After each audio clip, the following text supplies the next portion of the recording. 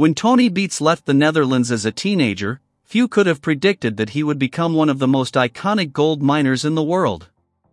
Today, at 65, Beets is known to millions as the king of the Klondike on Gold Rush, where his booming voice, fearless work ethic, and stubborn commitment to the craft have become the stuff of legend.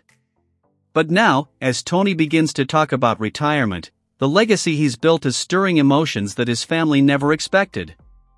What happens when Tony Beets steps back from the spotlight? This isn't just a story about gold.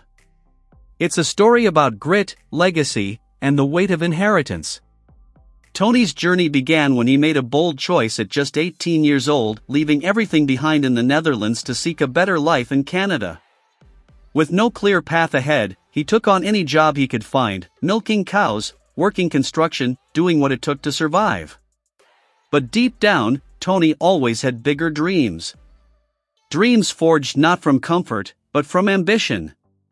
Eventually, those dreams led him to the Yukon, a land as harsh as it is rich in opportunity. In the unforgiving wilderness of Dawson City, Tony cut his teeth as a machine operator, learning the trade from the ground up.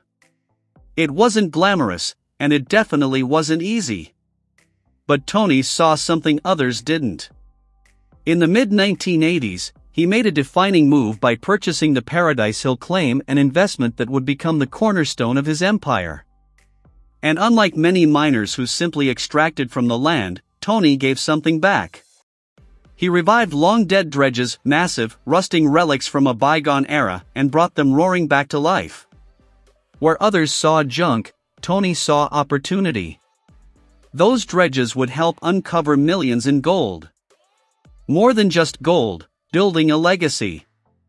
Tony's mining success and larger-than-life personality caught the attention of gold rush producers, and soon the world knew what Yukoners already did: this man was unstoppable. But Gold Rush didn't just spotlight Tony, it introduced viewers to the entire Beets family. His wife Minnie became the quiet powerhouse behind the scenes, keeping the books and the family grounded. His children Kevin, Monica, and Mike grew up in the mines, absorbing their father's lessons in both life and business. That's where things get complicated. For Tony, mining is a passion. For his children, it's a legacy they were born into, but also a shadow that's hard to escape. With every ounce of gold pulled from the ground, the pressure builds. Do they live up to their father's name? Do they walk the same path, or find their own way? A turning point. Now, as Tony edges toward retirement, he's facing one of the biggest decisions of his life: what happens to the empire he's built? And more importantly, who carries it forward? In a recent interview, Tony admitted he's thought about stepping back. After all, mining is physically demanding, risky, and relentless. But unlike most people his age, Tony doesn't slow down easily. For decades, he's been the driving force behind one of the most successful mining operations in the Klondike. Letting go, even a little, doesn't come naturally. His family, meanwhile, is left grappling with what that transition truly means. The tears shed aren't just from emotion, they come from the weight of responsibility, the pride of continuing a hard-earned legacy, and the fear of not living up to it.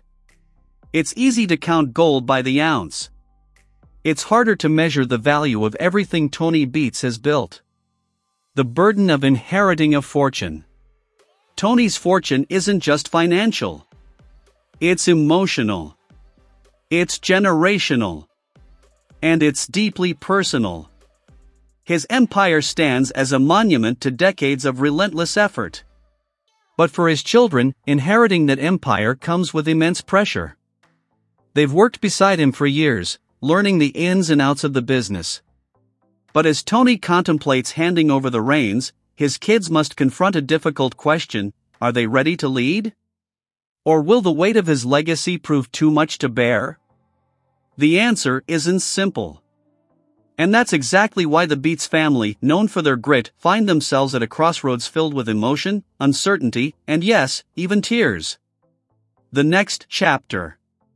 As Gold Rush continues, fans are watching closely not just for the next big gold haul, but to witness a family navigating change, legacy, and love in the most rugged corners of the earth. The Beets name may be etched into the Yukon's mining history, but its future is still being written. And Tony? Whether he stays or steps back, his impact is already eternal.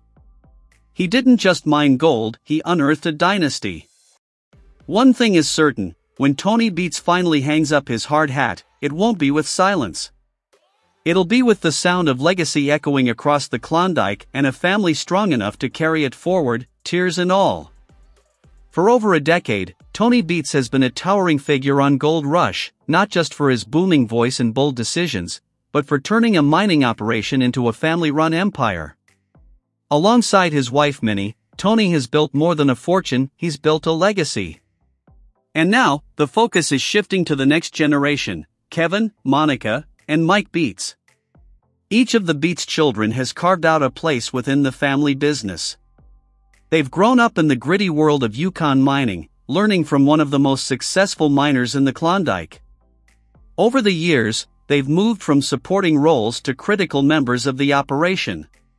Yet as Tony and Minnie begin to acknowledge the reality of the future, even if they don't plan to retire, one question hangs in the air: will the Beets kids carry on the legacy, or forge paths of their own?